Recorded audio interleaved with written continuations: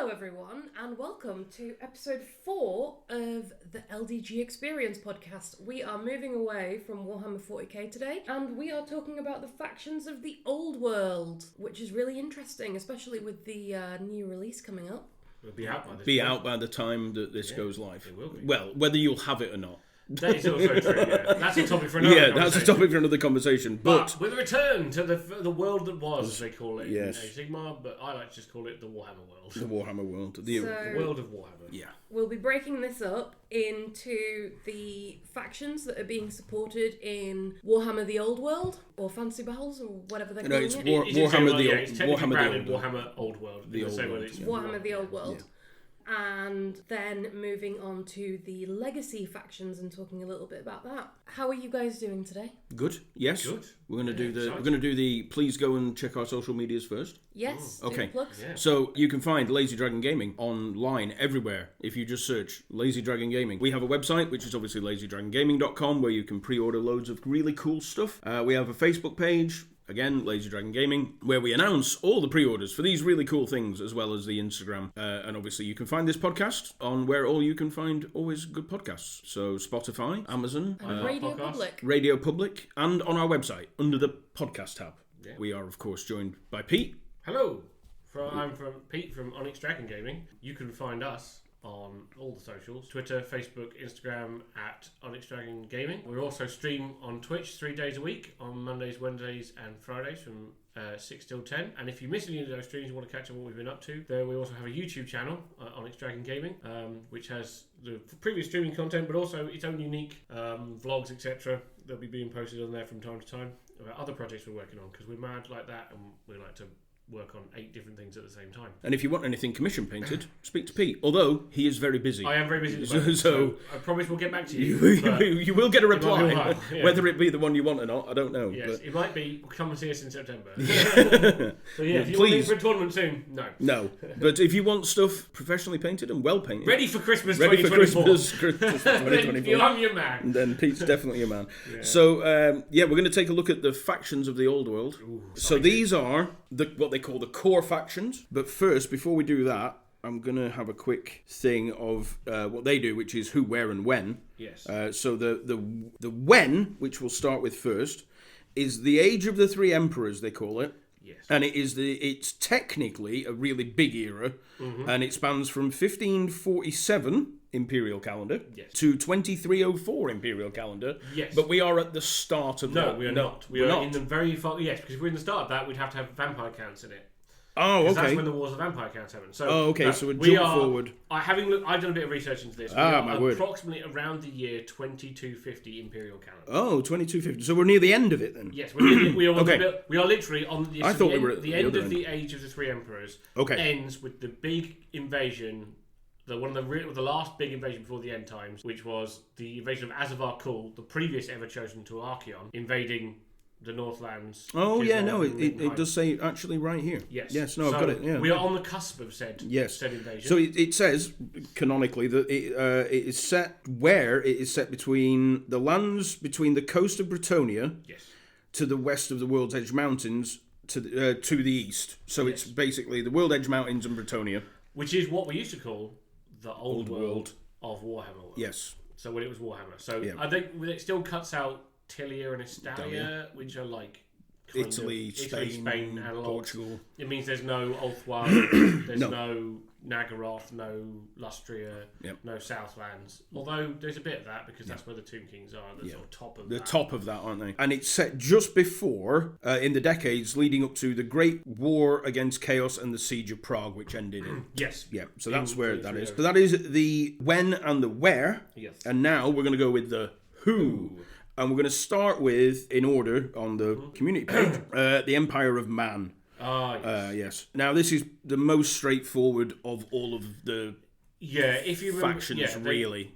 Because it is men with swords. Yes, but it's more specifically men with swords and things. But it's kind of got a Renaissance. Yes. It's more. Think of them. They're kind of Renaissance Germans. Yes, I they want to are. say, with a little bit of inspiration from the city-states of Italy. Yes. There's an awful lot of German names. Oh yeah. So, everybody's like Hans and Franz and whatever. Yeah. Yeah. And also Talabachheim, Nuln, and all major these cities, major Talabachheim, cities. Stirland. Yeah, Middenheim. Everyone's a Heim. Yeah, there's a lot of Heims. Or and Dorfs. Dorfs. Yeah. There's a lot of that going on.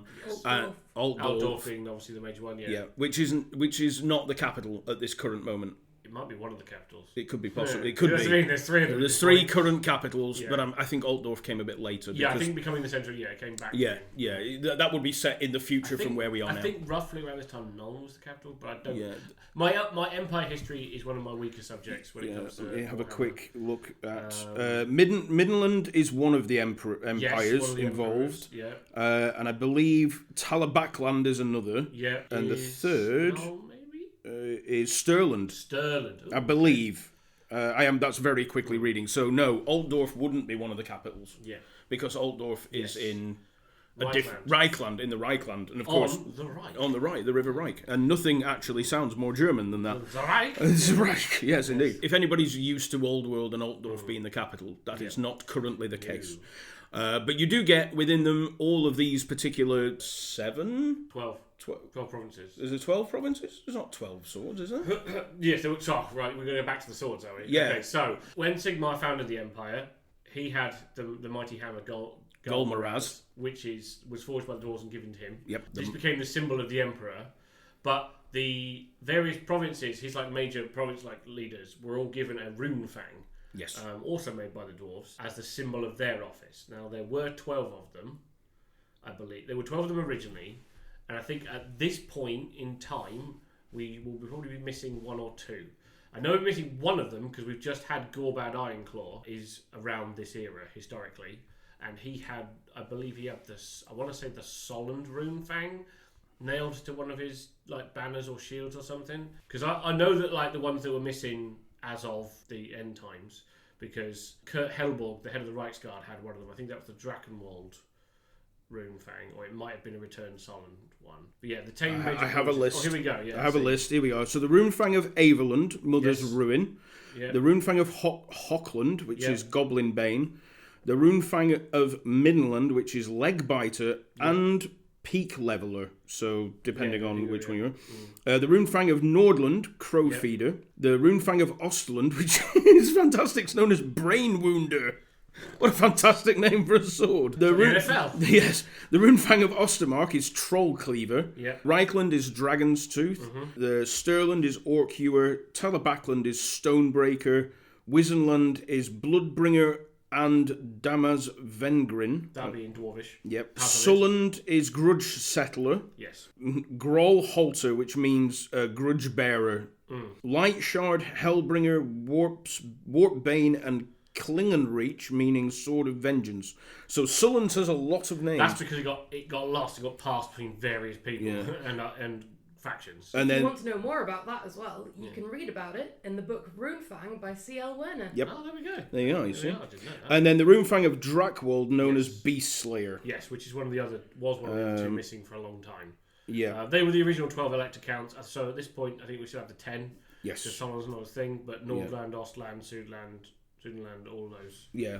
are all still They around. all, yeah. So they were all given them. Yeah. But they're all a little different. They all fight ever so slightly differently, all these. Yeah, they all have their own. So also they all have this because they're all various provinces. It's a bit like think about the states in America and how they are so different. New Hampshire is completely different to say California and its outlook, or Washington or Montana. So I think Ostland, for example, is a lot of hunters because they're sort of wild. The Ostlands can be sort of reach. So there's a lot of wild type people out there. Yeah, there's a lot of foresty areas. There's a lot of huntsmen. Yeah, that's their sort of thing. And then in Nuln, you tend to get more Nuln eventually guns. becomes the sort of engineering city, and the artillery school.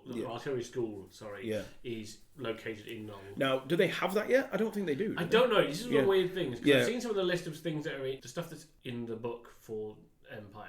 Includes steam tanks and Hellblaster rocket artillery, which I was pretty certain were a lot later than this. Yeah, I thought so as well. But who knows? But they're probably too cool to rule. Yeah. Like, historical. everybody wants Hellblaster rocket batteries. And more importantly, everyone wants steam tanks. Steam tanks. With my favourite Empire model of all time, Herman the German. He's literally the most German-looking man. He's got a great, proper walrus moustache. Big curly, World War One. Yeah, sort of pickle helm looking thing. And he's also got a monocle as well, just to really set it out. He couldn't look any more World War One if they tried, just imported one in. And you drive this steam tank. Which I love, because it's the plastic one. They put the parts to make him on that when they redid the plastic steam tank, because the original metal one, it was always referred to as Herman the German. Herman the German. But yeah, so the factions of men you can play them wildly differently from army because to their army. provinces are very Middenheim and Middenland is very dedicated to the cult of Ulrich, the wolf god, more so than Sigmar. So they're almost like Space Wolves. They're very sort of Nordic influenced. Yes. And of course you've got the Reichlanders, who are the most the most German. German. They are like the most sort of like rank and file swordsmen. Yeah, they used to be the only ones that had great swords, because they used to be Reichsguard on foot. Yes. Because they have the various knightly orders. There are knights in all the different fights. So you have Knights of the Blazing Sun, the Knights of... so you do get heavy cavalry. They're the Empire Knights have always been one of the... And then inner circle. Because you have Knights, you have Inner Circle Knights. And Inner Circle Knights are always one of the big heavy cavalry units alongside Chaos Warriors and Dragon Princes and things. And all that sort of good stuff. So the Empires of Man, very broad. You can play loads of different styles of armies for it. And the history of it is very deep. So we're going to stop there, because otherwise we'll have an entire episode on just... It's one of the Empires and Wings and factions that they're kind of cool, but they never grabbed me in a way. None of the provinces really made me go, oh, I need to do an Empire army. So I didn't really dig into them when I used to be a big... So no, I quite like them. So I play a lot of Warhammer Total War, and the Empire is one of my favourite factions within that. I like the sort of... You get crossbowmen, handgunners. Yeah, you get a lot of that, but they're not amazing. They're not like Wood Elf and High Elf bowmen, but they are good. And then you get your cannon support. You got great cannons, regular cannons. You've got your Hellblasters, cannons, all that sort of really cool primitive sort of Gatling gun. Yeah, and then at the top end, you've got, of course, your steam tank and your demigriff riders, which are basically demigriff knights, but on griffins that don't have wings. Yep, they're demigriffs. Yes, which are really cool. I don't think you'll have them in this. They are back. Are they back? Okay, never mind.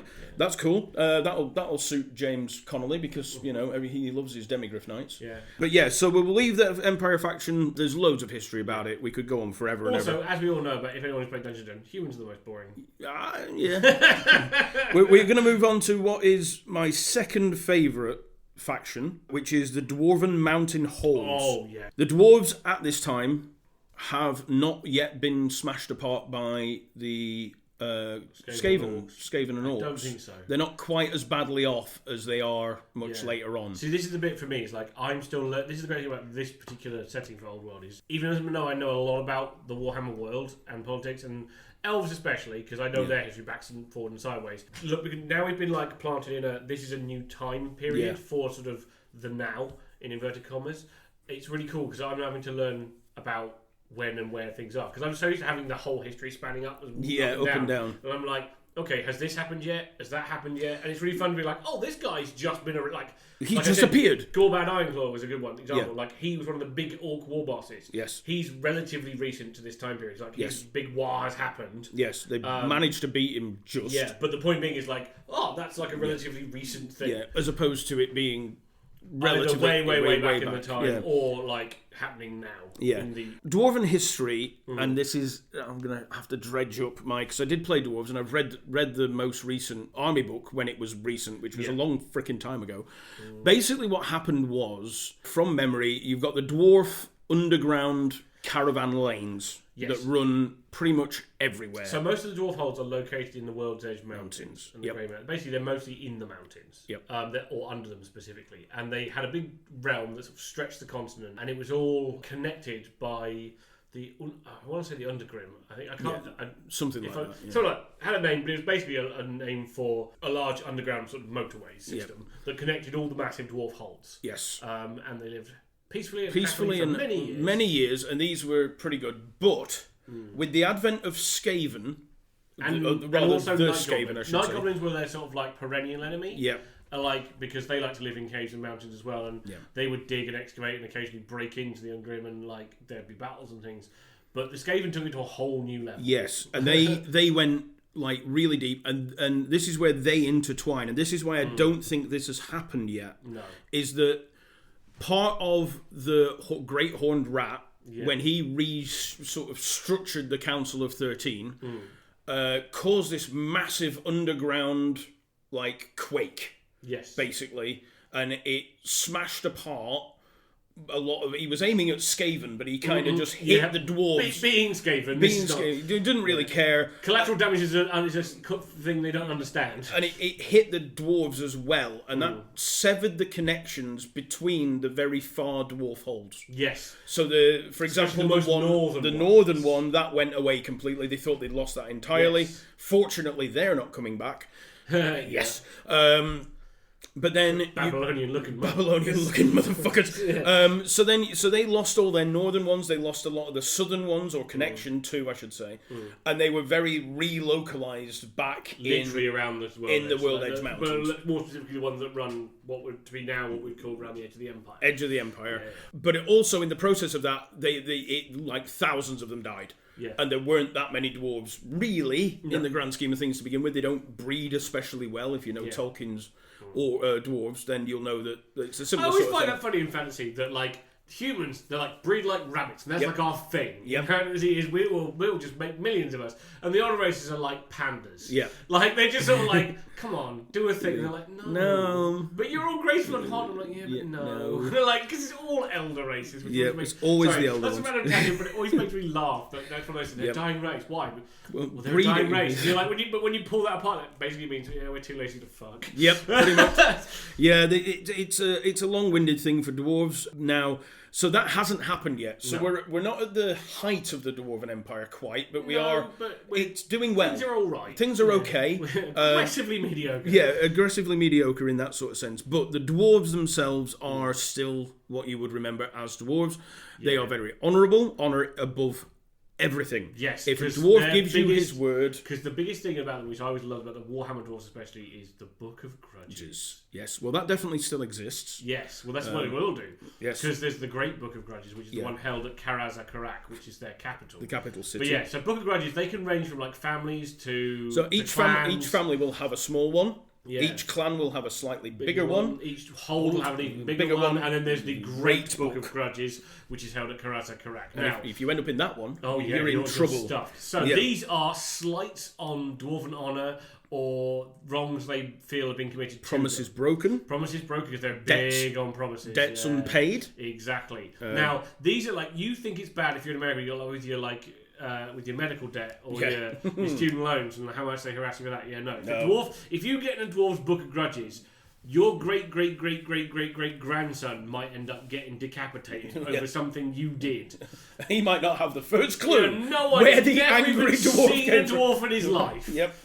And then all of a sudden, out of nowhere, the dwarf. They are the miners that you would I remember one of my well. friends at university, Alex. He had a dwarf army, and he bought a special notebook to be his Book of Grudges, which I loved. That is a very common thing. Every time we played, like, if something bad happened to his characters or whatever, something particularly bad happened, or somebody like one of my characters would stomp him, he would make a note. Yes. In the Book of Grudges, because there's nothing a dwarf likes more than scratching out a grudge. Because that's what they do. They find them, they settle them eventually, and they will settle them eventually, and they get erased from the book. Yes. Sometimes they get erased. Like normally in the erasing, there's like, because I think there's like some really cool comics and stories back. We used to have like the Inferno magazine, Warhammer Monthly, where there's one story I'm sure I remember where they were like they go into a hold to do something that's gonna like restore the honor and write out a grudge, but they get attacked by some Skaven and like one of the higher members of the household dies. So they're like, right, so we did the thing, scratch. New grudge. These Skaven killed like our lord. Yep. So it's like it's a bit of an ongoing thing. Yeah, it's very hard. They're never going to empty these books. No, they won't be as big as you will remember them, but they are still quite big. So that's the sort of big thing with dwarves and their grudges. The other thing is related to that is the Slayer. The Slayer oath. Yeah, I was going to come to that next. Yeah. So if this is one of the other things that makes Warhammer dwarves specifically separate to other depictions, is that their thing is if they feel like they've done something massively dishonourable that they aren't ever going to atone for, and these can be really minor or really important, what they will do is they will take the Slayer Oath, where they will shave their head with the exception of a great mohawk, which they keep straight with goose fat, apparently. Yes. And they dye it orange. Dye it orange, and their beard orange. And their beard orange. And then they try to seek a glorious death in combat. Yes. So, for those of you out there who have read the Gotrek and Felix novels, yes, by William King,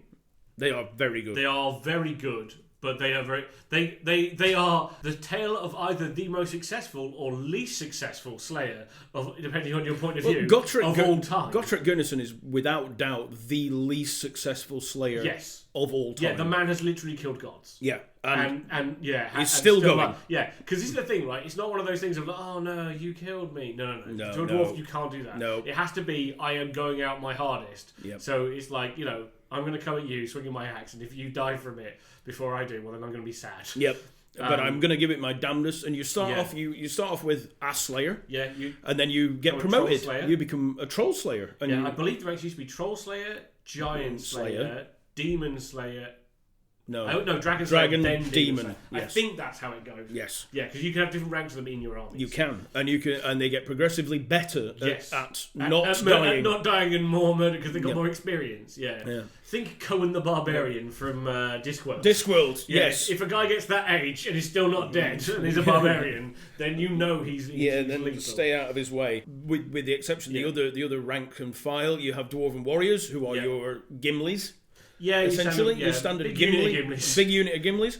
But then they get a little bit better, and you end up with things like Iron Breakers. Well, no, then you get older. Yes, they have the Longbeards. So the Longbeards, yes, yeah, their whole thing is like when your beard gets really long, you're like the veterans of the clan, and they come together. And I love them because they are literally the stereotypical, old men yells at cloud. Their rule used to be grumbling. Yep. Like they never used to panic if they wouldn't suffer from panic if dwarf warriors broke because they're just like kids these days. Yeah. How could they have it with their gunpowder weapons? They tend to use two weapons and really old Gromril armour. Yeah. From memory, there's hammerers, right? You got Longbeards. You get Longbeards, then the hammerers are usually they were massive two-handed hammers, and they are the bodyguards of kings and nobles. And then the guards of the Ungrim are the Iron Breakers, and they are clad head to toe in Gromril armour. And Gromril is one Mithril. of those. Yeah, it's Mithril. Gromril is Mithril. There is a Mithril equivalent, which is the Elven metal, which is Ithilmar. But for all intents and purposes, for those who know the range, it's Mithril. Yeah, it's like solid plate mail made of Mithril. Yeah, it's practically they impenetrable. are walking tanks. Yeah, and then we won't have, I don't think. Will we have the Iron Drakes? Yes, we do. We have Iron Drakes, so because it's impossible for them not to do them because they're part of the same kit. Oh, okay. So basically, again, some of this is going to be a bit hand wavery because I don't think they actually had them back then. I thought they were like a relatively newer thing. It's the same with a bunch of gyrocopters. Gyrocopters. So the gyrocopters are available, but they're a new invention. Because this is the other thing: is dwarves don't trust anything that's less than 100 years old. Yep, that's newfangled. So I'm pretty certain the organ gun, the flame cannon, these are all relatively new inventions. Yep.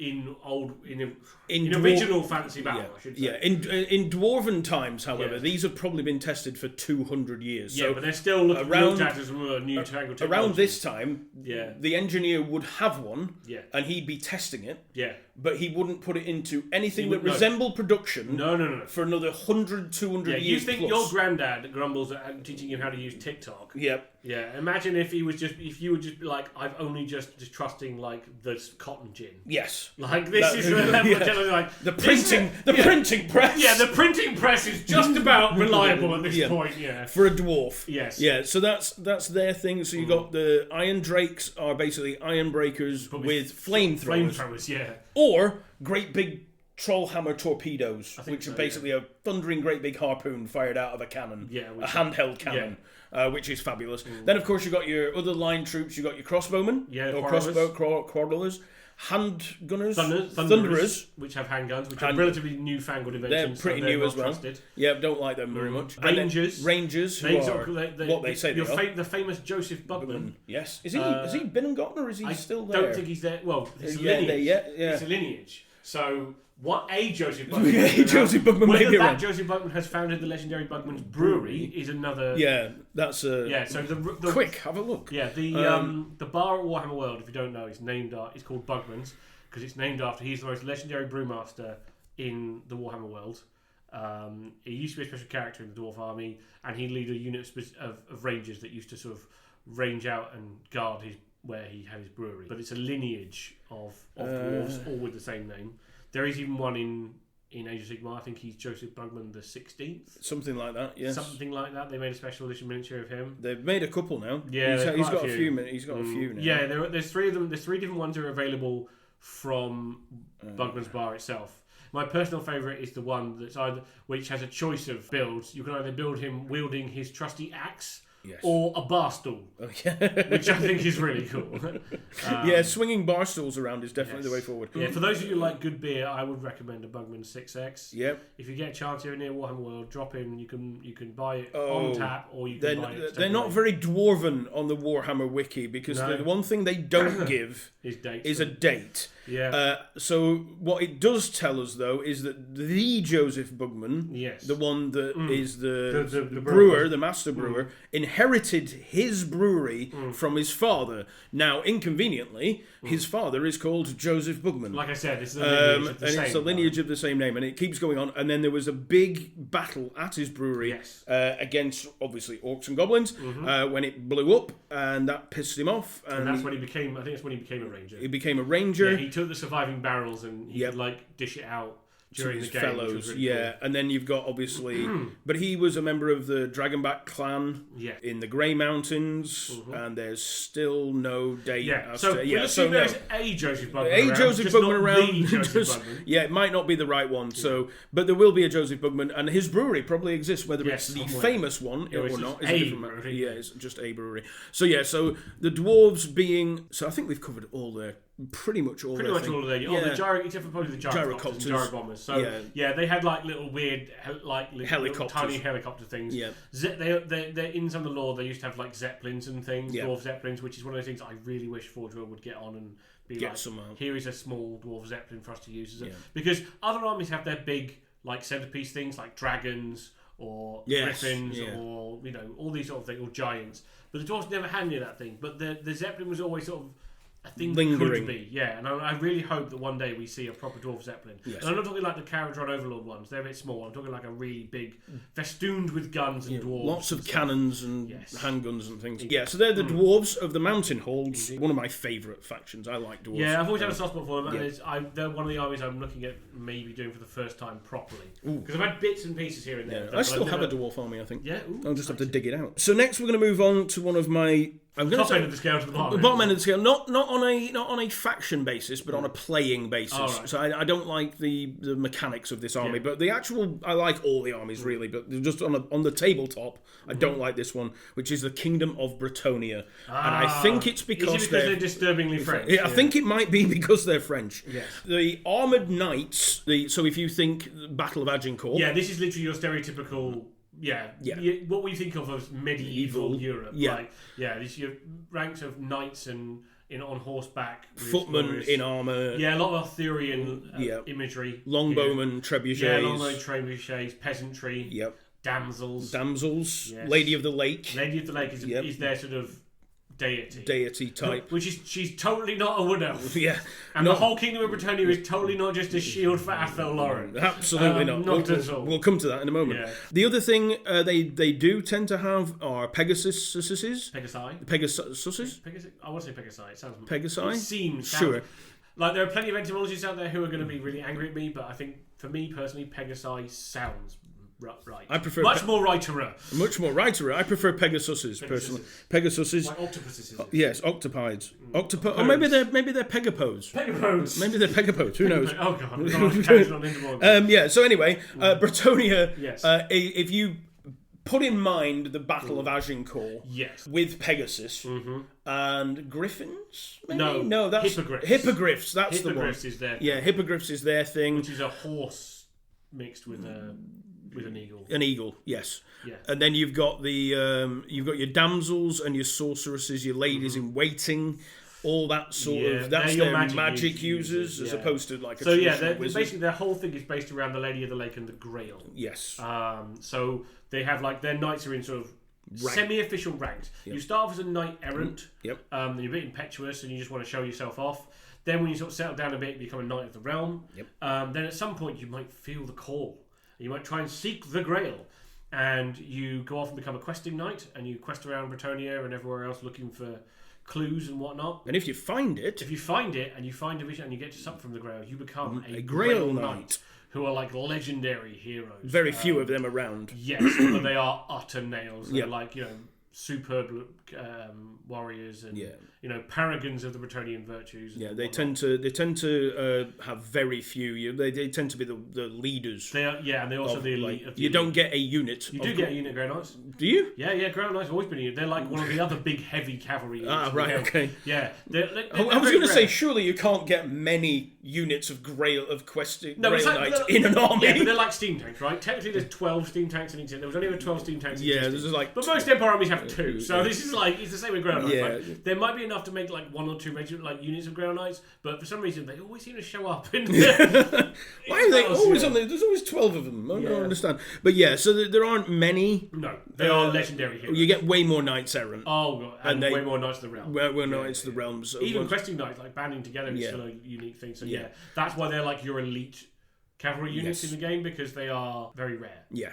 And your questing knights are the ones that band together to go off and kill that dragon that is pestering our peasants. Well, they're looking for the Grail, but they end up doing those sort of things. Yeah, whilst they're on their quest, they might hear of like tales of things, and they'll go, and it might turn out that but while the Grail isn't here, there is this dragon marauding and killing the firstborn virgins of the Down, and they go off and kill it. Yeah, because that's what they're doing. The knights errant that have tried have all been eaten. Yeah, and they're also hoping that and sometimes by doing these sort of things and following these sort of quests, they eventually prove themselves, and then the Grail is revealed to them. Yes.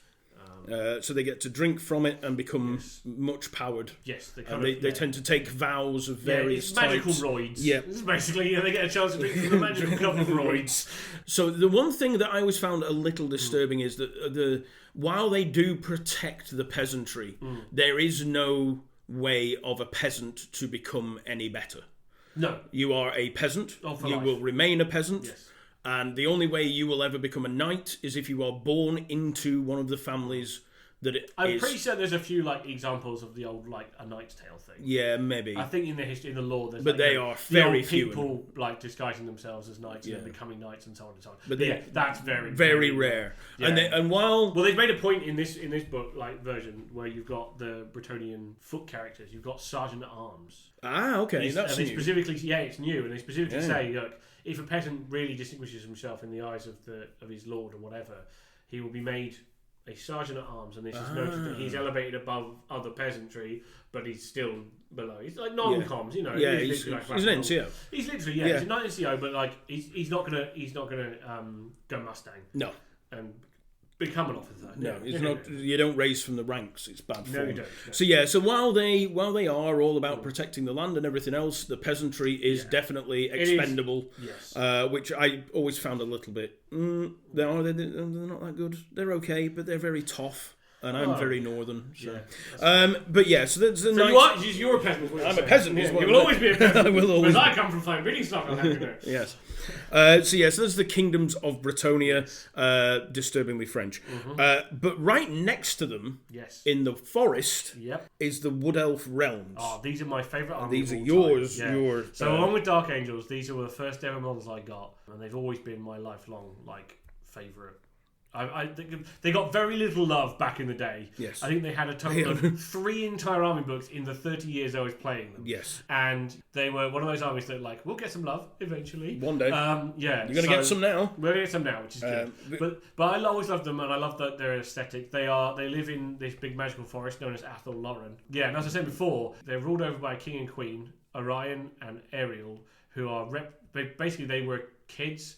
Young elves who, when there was a big meeting at some point in the history of the Atholar, we won't go too much into it, but they sort of ran away together into the deepest part of the forest, and people started looking for them, and then they returned as avatars of the elven gods, Aisha for Ariel, who's like the sort of life goddess, and Kurnos, who's the god of the hunt, and that was Orion who became back as that, and he leads the wild hunt. If you think of classic tales of Fae and elves in the forest, this is very much the aesthetic of wood elves. They're not evil, they're not good, the capricious is the word that gets bounded around. You can go hunting in Athel Loren and come out just fine, or you could come out 100 years later, or full 5 of minutes arrows. later, but 100 years older, or dead. Or dead, yeah. This is the thing.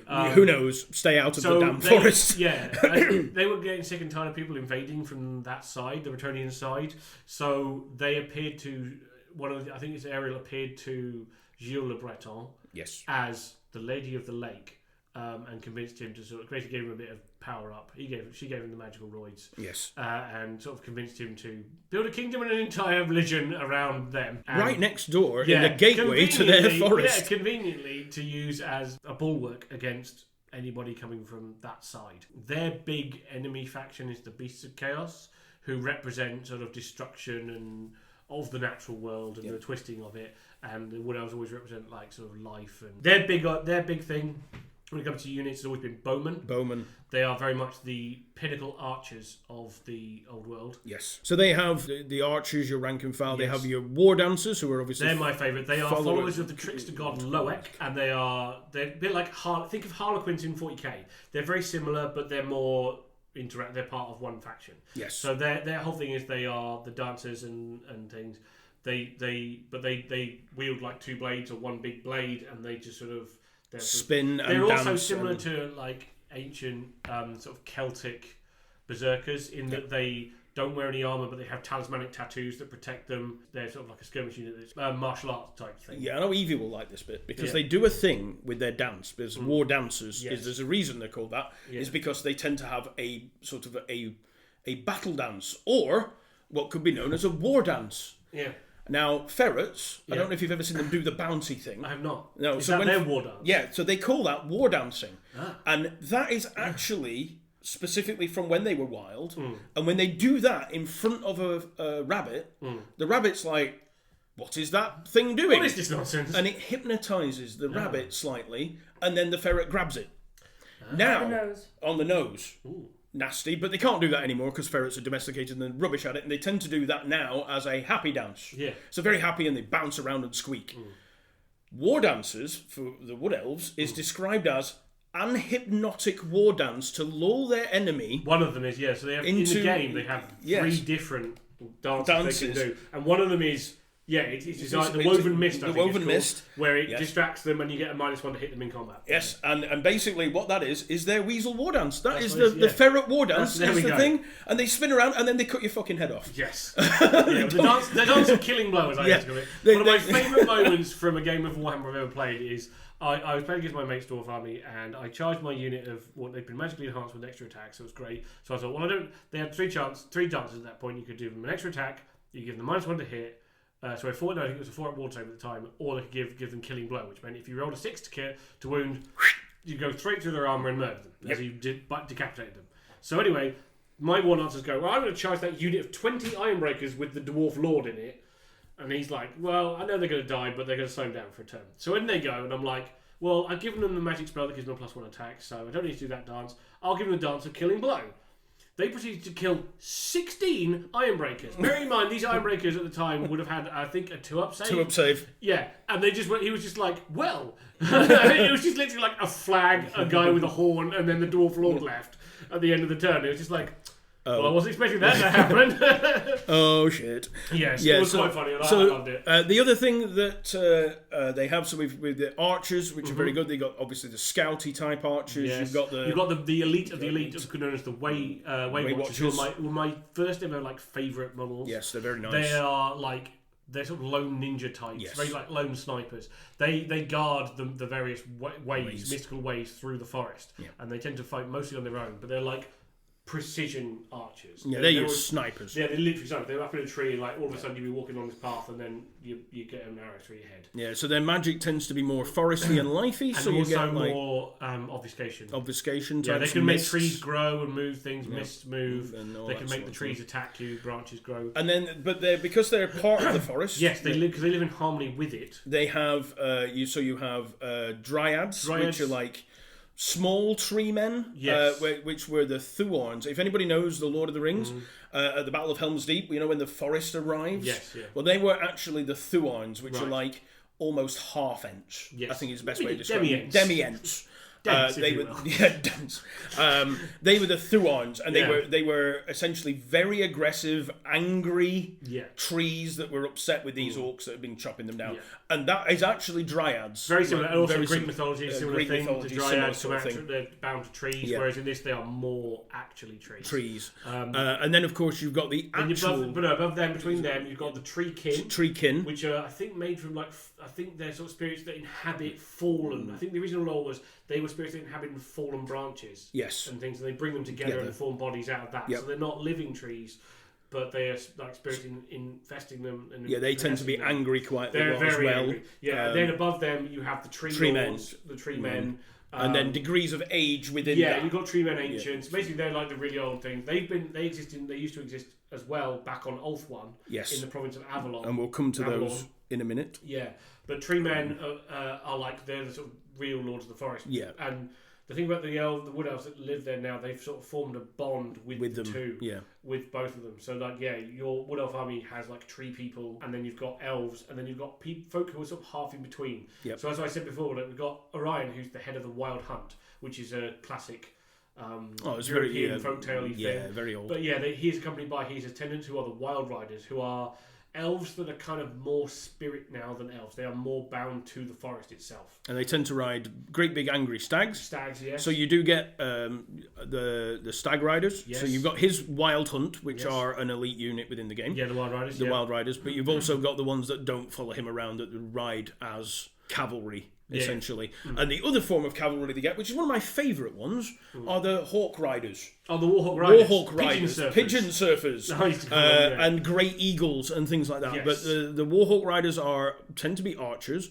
And they tend to be sat on the back of a bloody great big eagle, twanging arrows from a great height down onto their enemies. And then when they run out of arrows, they just dive on top of them, because they have like spears for poking from the back. spears for spoking, Warhawk, yep, and all that sort of. And then lone eagles that join the army because they live in the mountain. Because the thing is, trees. the big trees, and also with the mountains are on the edge of the forest. As the well. backside is mountains. Yeah, which that's is where they make their eyries and things, and they come down to help to defend from that side. Yeah, like I said, they've always been my favourite faction. Yeah, they are a that very aesthetic. fun faction. They're very beautiful, as long as you've got such varied Stuff units going and on, things. yeah. Like you say, you've got ranked up blocks of archers in a sort of elven version of Robin Hood aesthetic. You've got the Wild Hunt on one side. You've got the dryads, and your war dancer.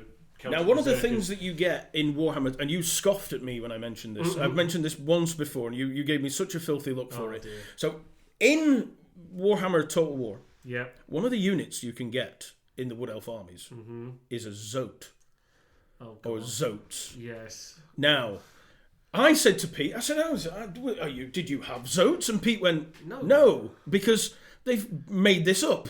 Well, Apparently. no, Zotes were around way back. Because Zotes were in both 40k and fantasy. Yes, the Zotes were in both of them. Yeah, they're like weird. They're Lizard? like centaurs, but lizard centaurs. Yeah, lizard centaurs. Yeah, and I didn't realise that they like. I Yeah. don't. They were technically before my time in fantasy. and That's old then. I can't believe they brought them. Yeah, they brought them back into. So there is a small chance at some point we might see.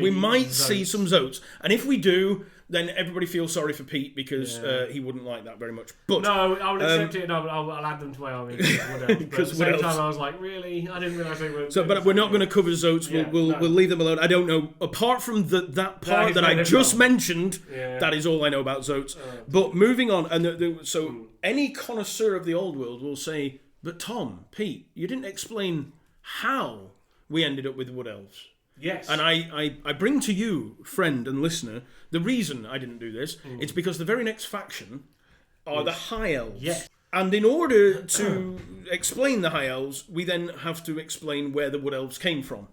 Yes. Because it goes High Elves into then Wood Elves. Into Wood Elves, yes. So, the High Elves of Ulthuan. Ulthuan, yes, they were one of the ancient races. They were are. the first races after the Slab and Lizard Men. Yes. So you have Lizard Men, which we're not going to discuss No. because they're not in this bit. We will get back to them next time when we do the Legacies. missing, the legacy Yes. ones. So they're the original races, and then you have elves next. Yes. So right, I'll let you take this because this is your bit This now. is. I could be a scholar. Yes. Scholar. This is a bit you know so well. So way back when all the world was young. But we weren't. Yes, there was magic because of the colour. So the north and south of the Warhammer world were two giant like stargates, effectively, which is what the old ones who built the world used to travel from there to other worlds. These, through horrible shenanigans of chaos, collapsed and formed the northern and southern chaos wastes, and raw magic just flooded the planet. Now, this caused demons to run amok freaking everywhere, and massive chaos invasions again everywhere, and people fall into chaos. And on the island continent of Ulthuan, where the elves were from, which is sort of in the middle of what we would consider sort of like the Atlantic Ocean, is a continent there. It's sort of a horseshoe shaped. Yes. Like a not horseshoe, but like a crescent moon, but facing downwards. Yeah. It's pretty much a horseshoe with an island in the middle and a few islands off the coast. Yes. So anyway, the elves realised that this whole unchecked magic thing, it would just end up they'd lose the whole world to chaos eventually. So their first Phoenix King, we'll do an episode probably on we'll do the Phoenix Kings. But yeah, their first Phoenix King and his friend Kaldor Dragon Tamer came up with an idea to build a vortex that was basically like a big plug hole for magic. Yes. And it would suck out most of the world's magic, so that demons couldn't manifest wherever they damn well pleased. This went off without hitch, kind of. And the central island in the middle of the continent of Ulthuan is the Island of the Dead now, which is where this vortex and the shades of the mages that were casting it are locked in time, casting this spell forever. And it's draining away the winds of magic from the world, so it keeps it. So the winds of magic still exist on the old world. They're greatly diminished, and there's more of a.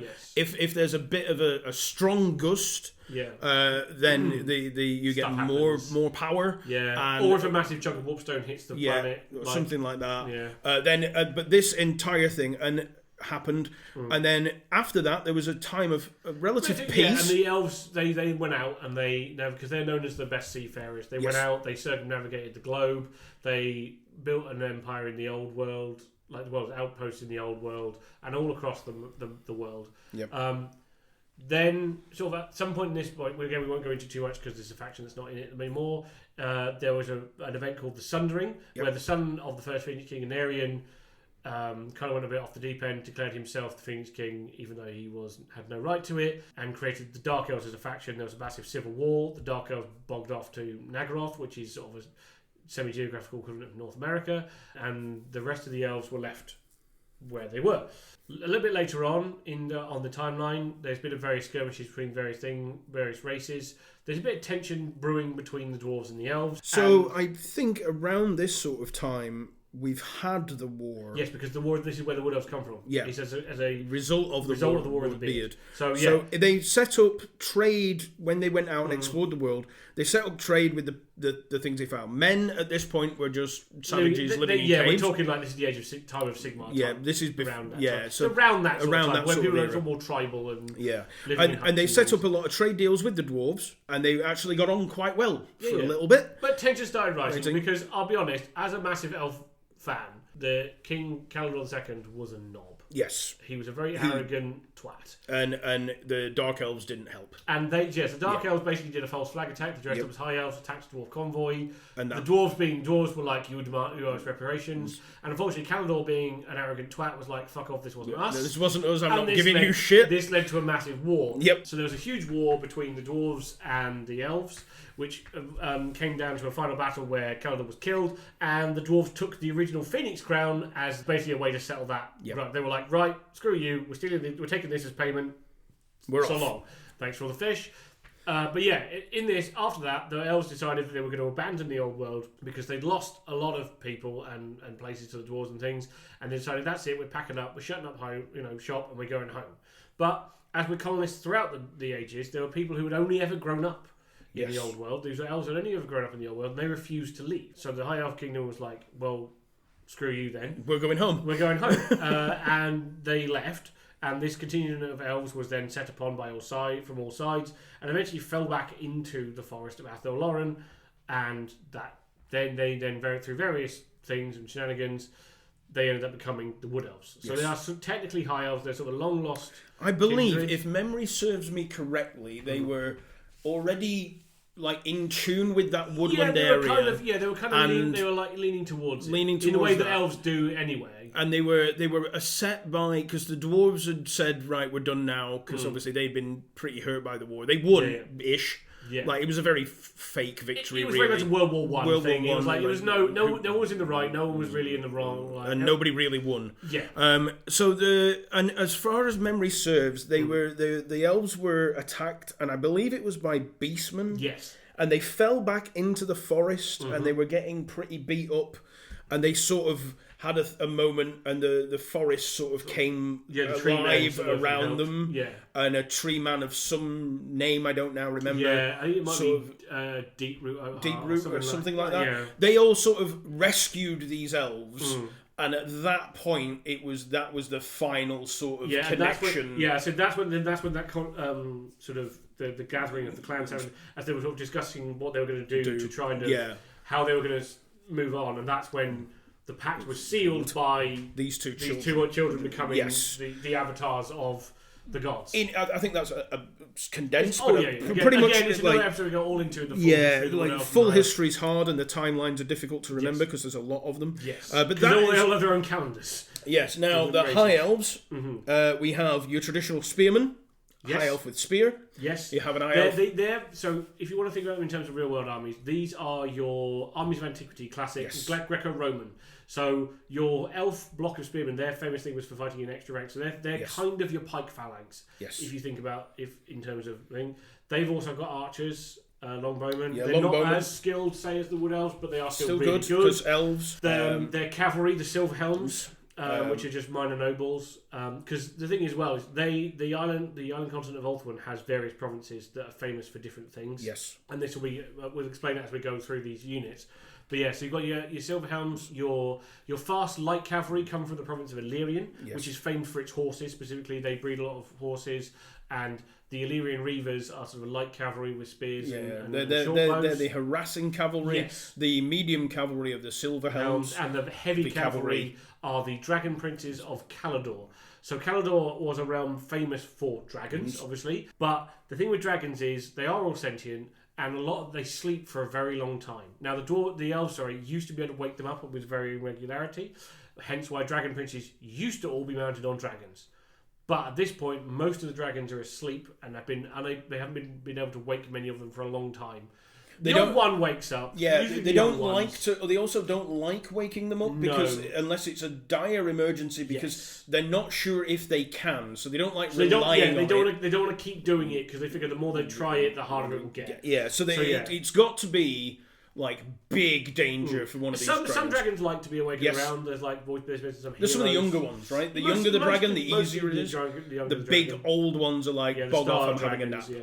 But anyway, so now they ride on the Prince of Calador ride.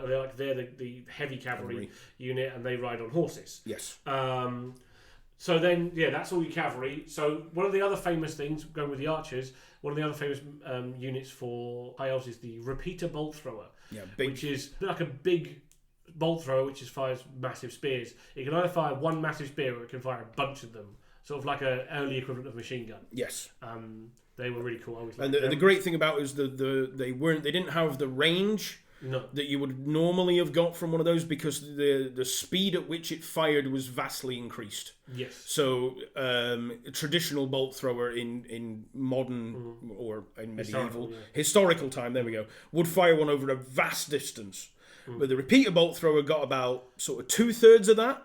But it could fire six at a time. And real quick. Yes. So what you lost in range and power, you made up for in just sheer volume of shots in that one. Then we move on to the specialised infantry unit. One of the things that the elves are good at, more than any other race, is magic. And they have a place called, one of their provinces called Hoeth. They have a massive sort of, it's kind of like a magical university type thing. It's called the White Tower, and this is where you go if you want to go and learn how to be a full-on mage. But the protectors of the White Tower are known as the Swordmasters, and these are guys in real heavy plate wielding massive two-handed swords as if they were made of paper. Yep. Because super fast. They're super fast and they're incredible like martial artists, and they are usually sent out with high elf armies to guard important mages, or usually when they're like on an expedition to find magical treasures, there'll usually be a contingent of swordmasters go with them. From the province of Schrace, which is my personal favourite, the mountain province of Schrace, which is up in the mountains, the Anulii Mountains,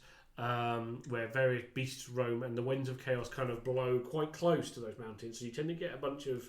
There's a lot of trolls and gribblies and things up in there. So they're Hunter province, and from there we get the White Lions of Schrace, which are my favourite unit of High Elves. They are, again, hunters. They have big double-handed axes, and they wear the pelts of white lions, which they have killed as a symbol. That's how you get into them. They are also the bodyguard of the Phoenix King, because one of the young Phoenix Kings was out hunting in Schrace when he was set upon by, I think, a dark elf assassin, patrol of assassins, and was saved by a band of hunters. And in return, he said, "I will make you my bodyguards." And then from then onwards, it's always been...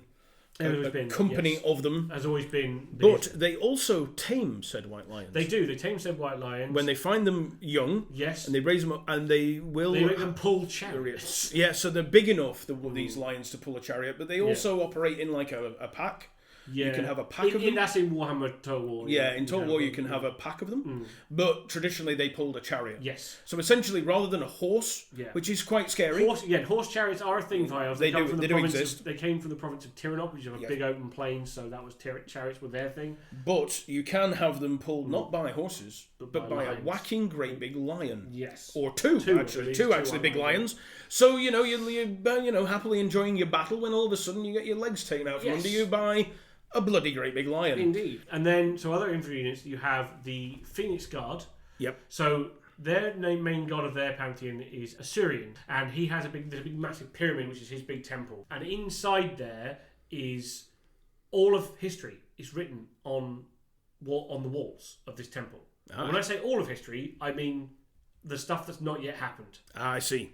We could do with one of them. Yeah.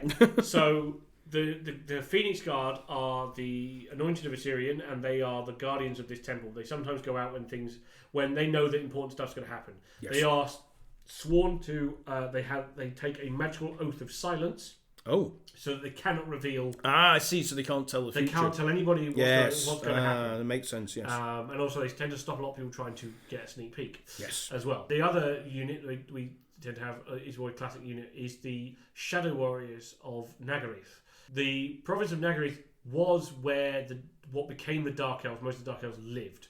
And when they ripped large chunks of said coastline out of the bedrock and turned them into the legendary Black Arts of Nagaroth and sailed over to Nagaroth, they left a kind of shattered province. And the loyal elves that still lived in Nagaryth are really still quite pissed about the sundering, and they tend to form roving bands of sort of archer assassins, and they keep watch because Nagaryth is also nearest to Nagaroth, so they tend to be where Dark Elves invade. They tend to retake Nagaroth and be like, "Hey, we're back. This is our province," and the Shadow Warriors fight them back at all times. Yep. And that's most of the units. I think that's most of them. The Handmaids of the Everqueen are also still thing because the Everqueen. So the elves have two rulers, the Phoenix King and the Everqueen, and they are married. They are usually ceremonially married. Yes. As to represent the sort of joint rulership. So if the Phoenix King represents the political power and the might of the High Elves,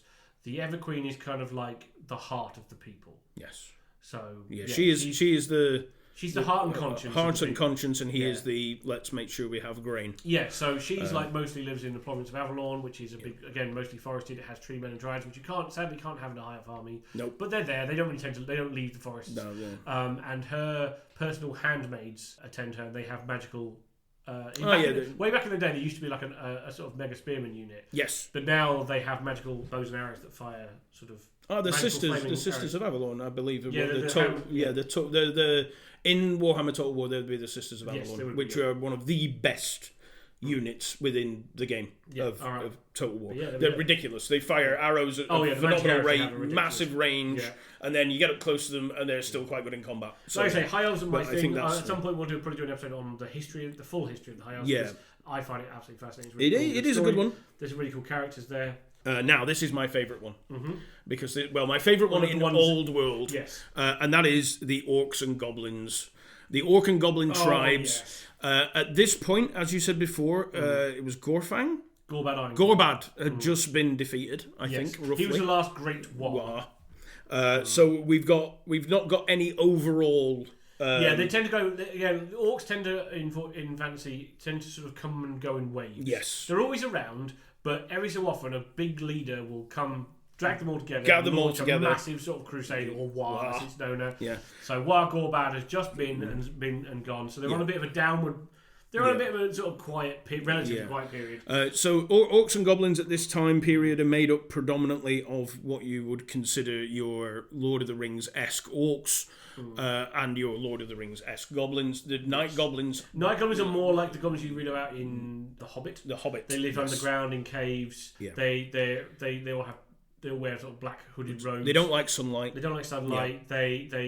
They're sort of a lot of their stuff built around worship of the moon. Yep. Is their big symbol, and they grow a lot of mushrooms, which they do various things with, and they are the ones that do a lot of stuff with squiggly beasts. Squiggly beasts. Or known as squigs. Squigs. Which are kind of space hoppers with teeth. Yep. Lots of teeth. They're basically a mouth with stumpy legs inflated with helium. Yep. They bounce around with more teeth than anything should ever have. This is the project I am currently working on painting for my stream. Yes. As the first project we're doing on stream is a full. I could not be prouder of you, Pete. Thank you. Because they have one of my favourite. They have so many of my favourite units.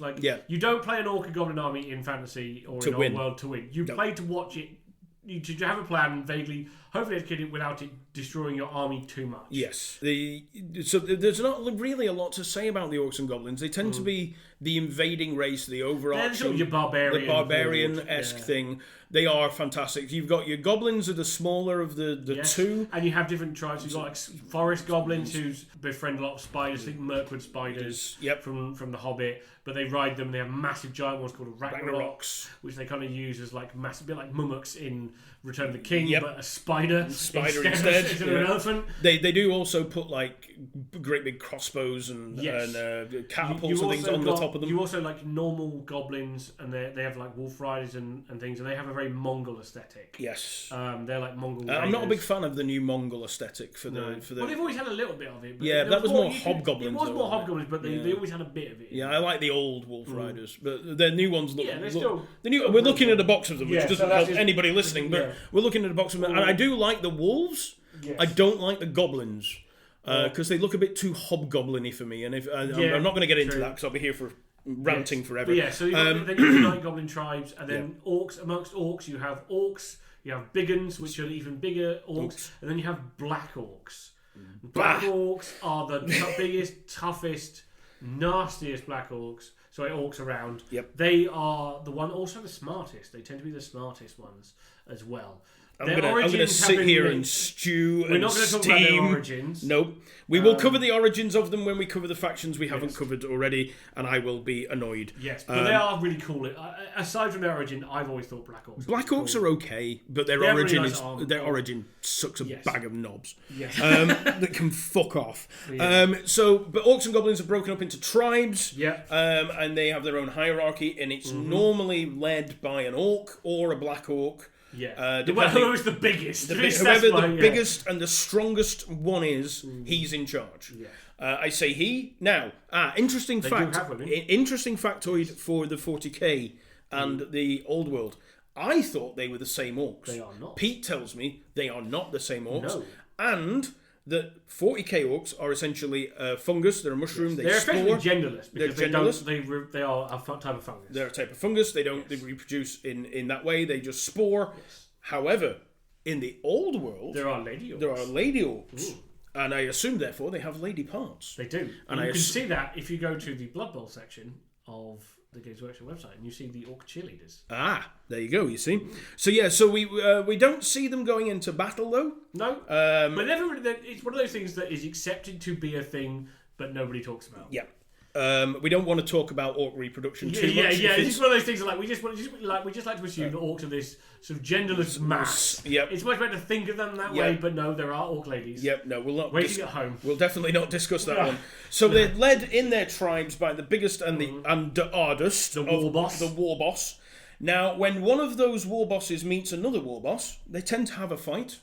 And if one of them wins sufficiently impressively, Yes. the other lot will join him. And this is how you end up, like I said, with these big waves. Eventually, a really powerful boss will conquer the surrounding tribes. A sufficiently large boss will conquer the surrounding tribes and bring them all together in one massive warg. Yep. And then they the tend other to go tribes will raiding. then start And then to... more tribes will start like massing coming in. hearing about this big fun time and will come and join them And voluntarily. yes, and the goblins will come out of their mountain holes where they've been poking dwarves and join them with their squigs and bits and pieces. And my Giants. favourite thing, the fanatics. The fanatics. We've got to talk about the night goblins. Yeah, we'll get to. We'll do the last bit of this one. Yeah. Will be about fanatics and Yes. squig riders and things. Yeah. So you get the mass of tribes will come out of the forest. They'll come out of the Green mountains, horde, as it's and known. you'll have a warg. Yeah. And a warg is basically a green tide that will roll across the land Until it runs out of orcs or people to kill. Yeah.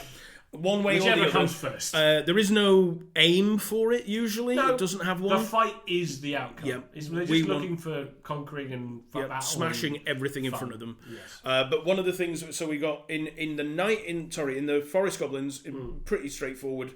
Spider riders and bigger spiders. Yes. And giant spiders. Yes.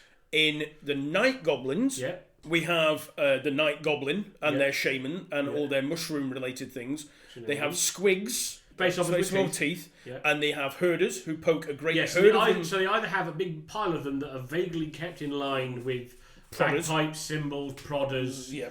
And sort of vaguely herded Hope. towards the enemy. Hope most of them all. Hope they don't turn around and Yes. eat me. Then there's also the squig riders who sufficiently brave or stupid night goblins try to ride them as cavalry and vaguely direct where they go. Again, mostly with hope and occasional prodding. Then there are even bigger squigs, like massive squigs, where they tie two of them together with chains and vaguely point them at the enemy. Because then there's randomness of each one. They kind of swing around each other, and the chains hit people and the swigs hit people. Yeah. And then finally, my personal favourite is the Night Goblin Fanatic. Now, these are anyone who has been played Warhammer Fantasy for a long time will have flashbacks for at least one or two times they've played against Night Goblin Fanatics. So, Fanatics are Night Goblins that have been fed madcap mushrooms along with a brew of fungus beer. The madcap mushroom makes them go utterly insane, but it also gives them sort of mega strength for a short amount of time. They are then sort of bundled and held by their friends, given a massive ball and chain, and then when the enemy gets close enough, they are hurled out of the unit towards, hopefully, the enemy, in which case these guys just start swinging that chain round and round and round and round till either they hit something that they can't go through, in which case they tend to wrap around it and die, till they run out of energy, in which case they die, or until they run out of impetus going through something squishy, in which case they die. There is no outcome of a fanatic that doesn't end in death for it and everything around it if it can hit it. Yes, this is the thing. Also, the thing about Rogue Goblins is they move randomly in the game. So, whilst they may come out and tear a swathe through the enemy army, they are just as likely to turn around and cut a swathe through your own army. Yes. And that's just why I love them. So there is no capacity back in the day, they used to be released automatically. If a unit got within 8 inches, I believe it was, of a Night Goblin unit that had fanatics in it, you would have to release them. And you would plonk them down and they would move 3d6 inches towards that unit. That was the last time you got a chance to give them a vague direction. And if they hit that unit, they would then do damage to them. But the funniest part was people used to use. This is why Great Eagles were such a great thing. Because people would use them. You would basically have a massive Great Eagle come flying in, and it would land right in front of the Night Goblins. They go, the Night Goblins would shit! Throw the fanatics out. The Eagle would be like, so long, and then the Night Goblins would be left spinning around in front of their own battle lines, hoping that they don't come back towards them. Yes, because in subsequent turns you have to roll a scatter dice, which tells you a random direction, and then they go off in that direction. So in Age of Sigmar, they're a little bit more coordinated, but they are still random and damagey. Although I've only ever briefly seen them. I don't care because we're back to the old world where I can throw them at people. Although apparently in this edition I can wait. I can wait for my moment to be like, Oh, yeet! we've actually got some coordination. Yeah, they don't suddenly appear when you get near them. I can be like, hold it, wait for it, throw him, Steve. So the Orc and Goblin tribes, my favourite, my first army. Yeah? Goblin army, yes. Oh. Loved it. Moving on, because we're running out of time, so we're going to have to do these. The last ones, fortunately, are pretty quick. Yeah. The Warriors of Chaos. Yes. Pretty self-explanatory. These are if you've ever seen Conan the Barbarian, think of Thulsa Doom and his riders. They are what would be Chaos Warriors. These are men that have, they all live, there's various tribes that live up in the north near the Chaos Wastes. And these form your basis of your Warriors Chaos Army. These are your Marauders. These are your classic leather-clad, axe-swinging, bearded, nonsense, sort of semi-Viking types. Yeah. These guys then, if they kind of survive long enough and get a bit of more Chaos energy in them, they tend to be gifted with suits of Chaos armour, then they become the dreaded Chaos Warriors. Yes.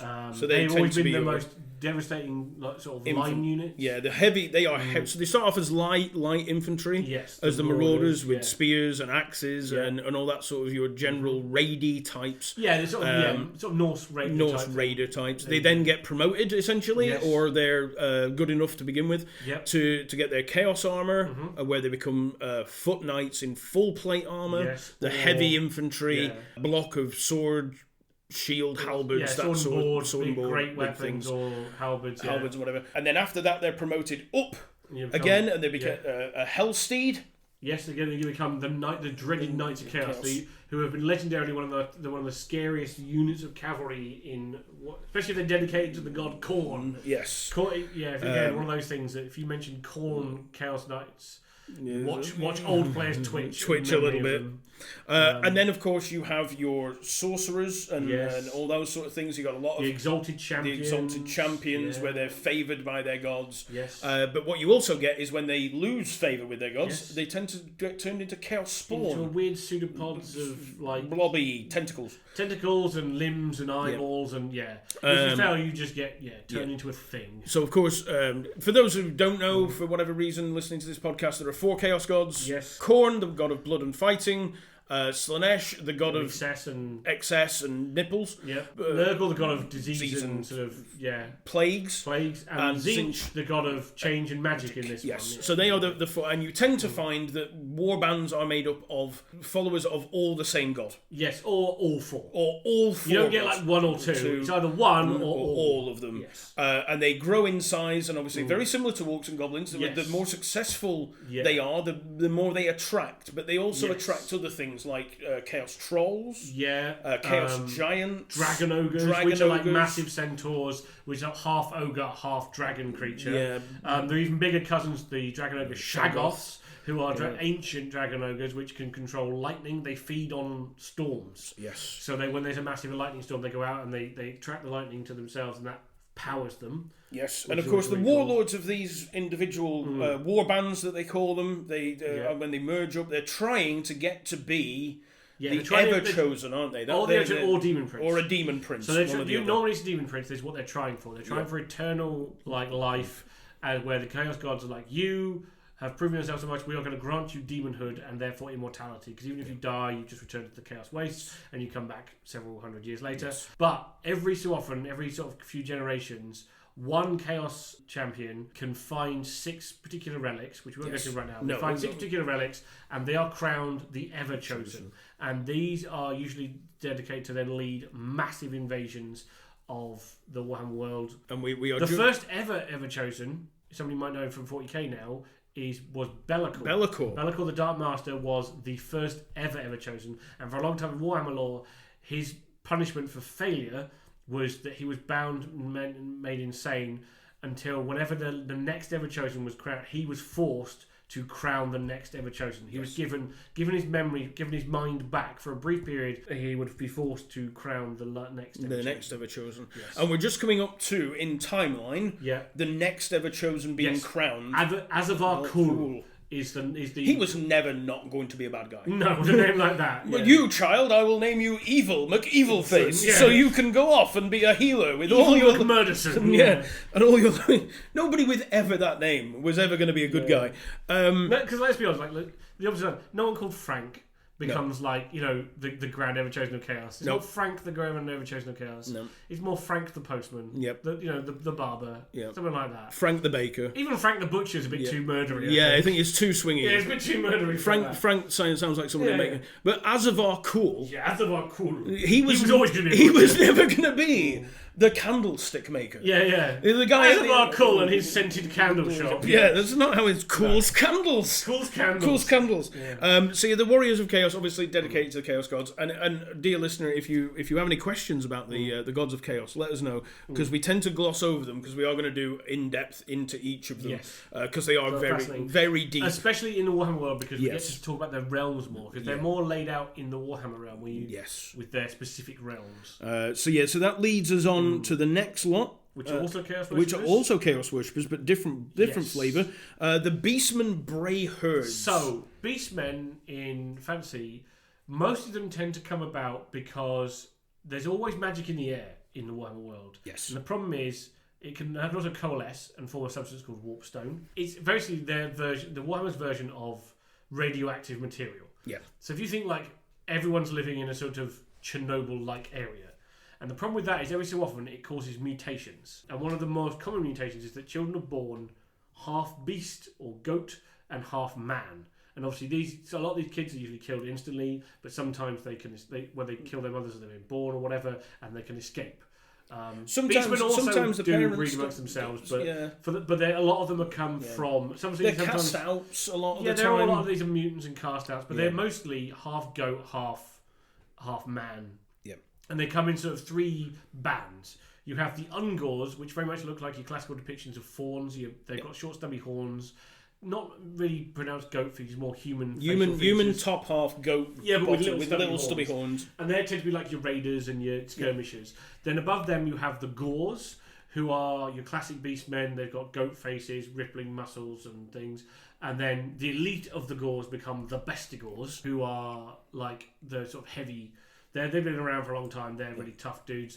And then you have them as well. Another big strain is Minotaurs. Yes, is on a big strain of beastmen that you see a lot. Much rarer than your Ungors and things. Ungors, but they are still there, and they form part. And then you even have like giant versions of them called Cygor and Gorgons, which are like massive giants with the heads of bulls and things. They tend to be birthed as mutated giants. If memory serves. They are sort of. They are to giants what beastmen are to humans. Yes. Yeah. So rarer, but still happens. Yes. Always as a response to warpstone for the most part. But there are some of the beastmen that have been cursed by chaos gods from former people wizards and things. The Bray Shaman, that can happen to them. And they can also just have magic powers. They can just have magic powers in general. And they're covered. And again, they live in tribes. They are more the marauding things. They tend to live within the empire, within the big dark forests that cover the empire. And also all over the world. They are the natural enemies of the Wood Elves again. They represent just the marauding destruction of chaos. Yes. And the random nature. Really cool army. I do like this army. They're based on the Germanic tribes. Yes, the old Germanic tribes around the fall of the Roman Empire. Yes. That's what their historic basis is, I should say. Yeah, and they're played very aggressive. Yes. They're all ambushers. They also have like centaurs as well. Their named characters are really cool. They've got a lot of them. I don't know which ones are available. Well, one of the ones that I always remember is because he's the big antithesis of the Wood Elves, who they refer to as Cyanothere, who is known to the beastmen as Morgor. He's like a super mutated beastman, and literally wherever he goes, mutation and destruction follows with every step he takes, the ground mutates around him. So he is like literally, and he cannot be killed. No. When he is killed, his sort of spirit then manifests in another fetus somewhere, and he gets born again.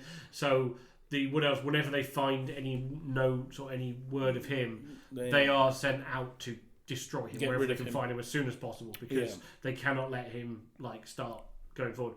This might be the time of some of the more classic characters, your Kazakh One Eyes, your Gorthor the Beast Lord.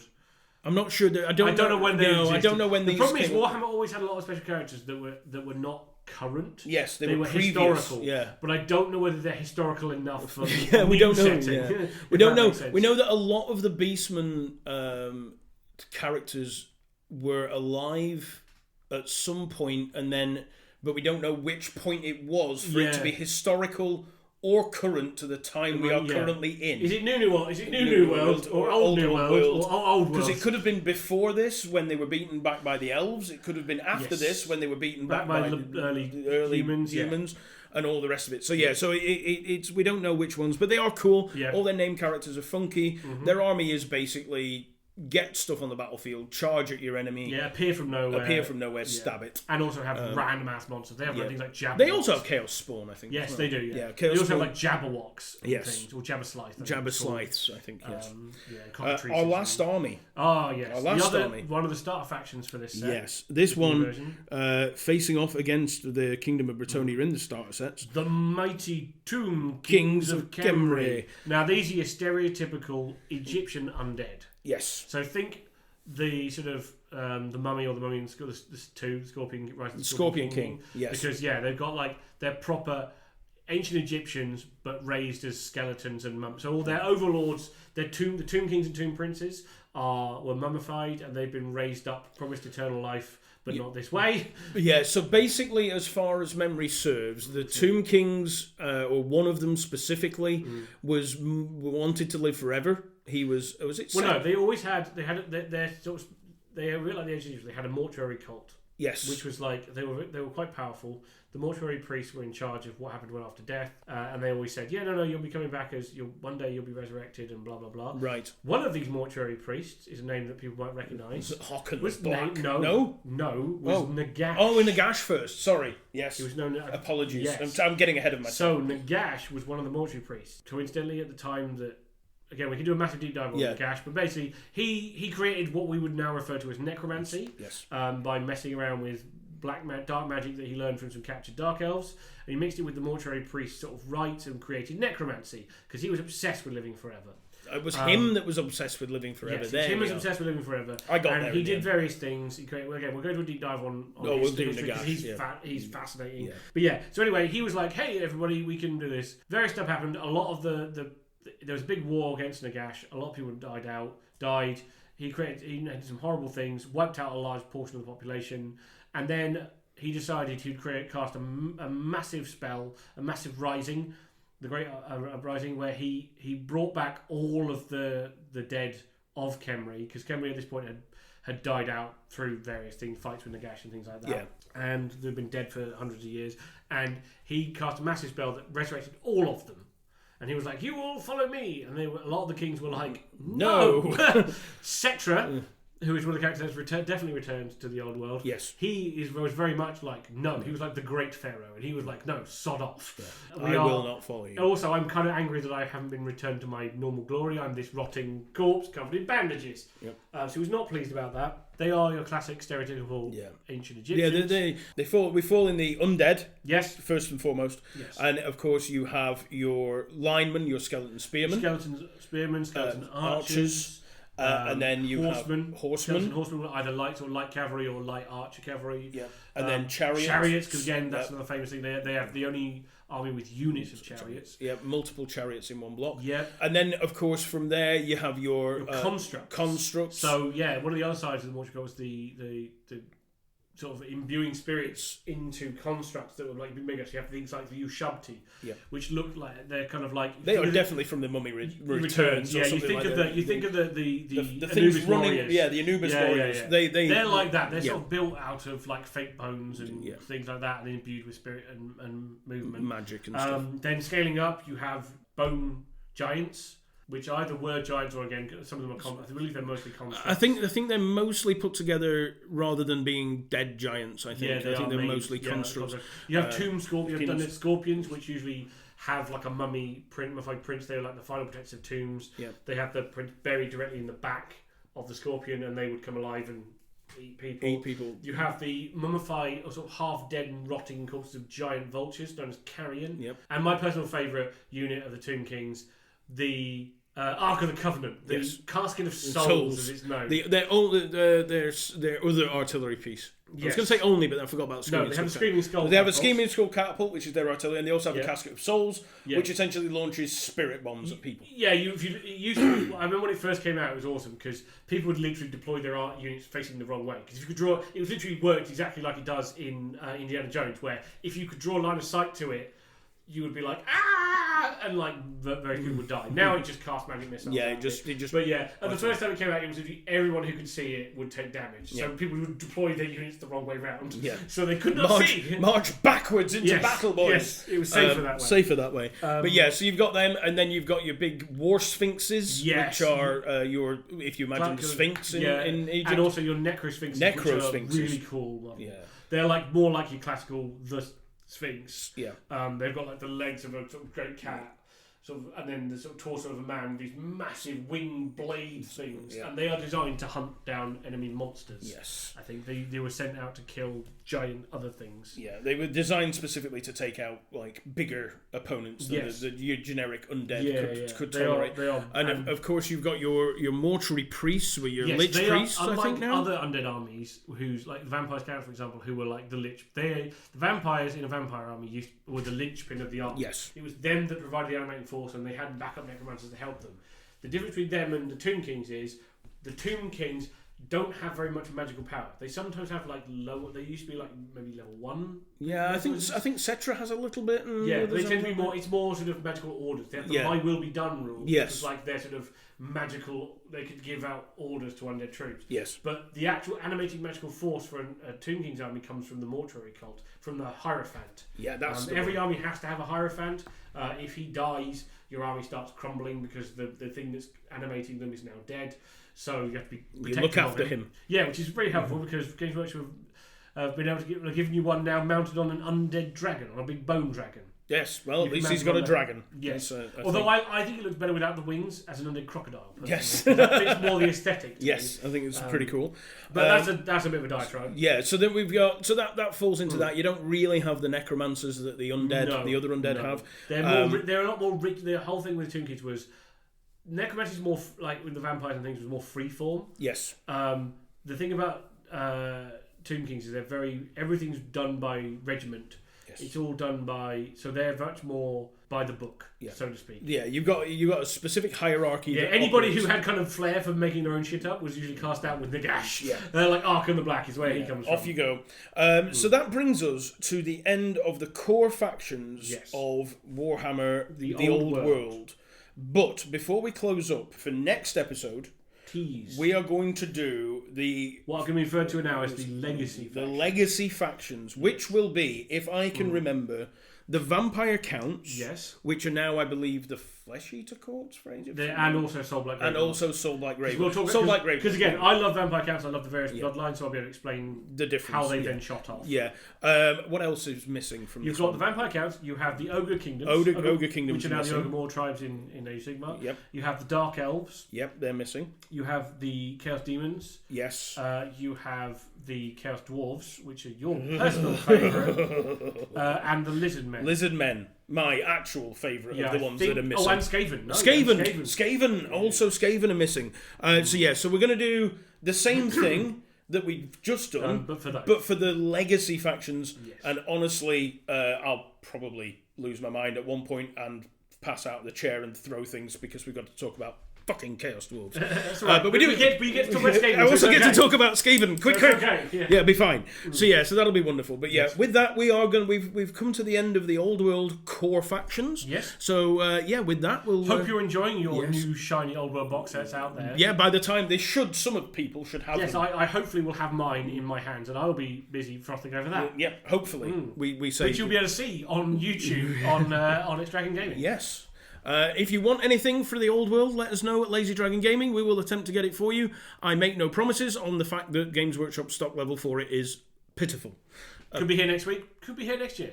Who knows? We'll find but yeah, so are we good, Evie? Have we missed anything? Are we going to Elven War Dance our way into the distance? We certainly are. Excellent. Yes. Right, goodbye, folks. If you have any questions, leave them in one of the myriad places you can leave comments, and me and Pete or Evie will answer them for you. Yes. Until next time, take care, have fun, and we'll see you all soon. Bye. Bye.